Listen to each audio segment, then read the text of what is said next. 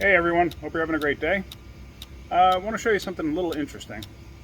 I have this Dodge Caravan, Grand Caravan here. It's a 04. Anyway, let me show you something. Alright, so it's a 3.3.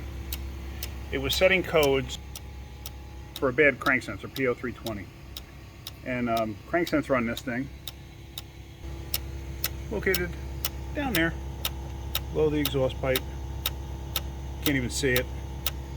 It's easier to take the cruise control unit out, battery tray, and reach it through there. So that's actually what I did. So anyway, what we did was we changed the crank sensor, and it still wouldn't start. Okay, checked it. Setting crank sensor codes. So I don't know if you can hear that noise.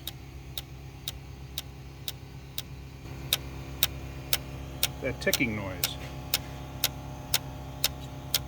That right there is a fuel pump relay. That's clicking. That there is the ASD relay. It's clicking. Never experienced that before.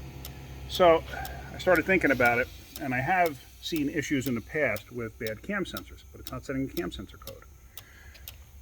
So if you come over here, this is actually the old cam sensor. Just got it hanging out. I had another Caravan outside with the same motor, and it had a cam sensor in it, so I just dug it out just for testing purposes. That's actually mounted in the car right now. But check this out. Now,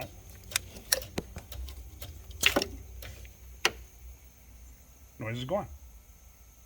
Noise is gone. And when you plug in the new cam sensor,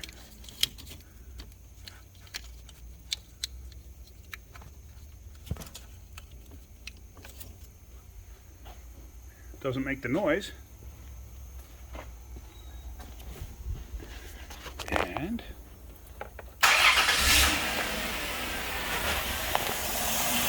voila, she runs.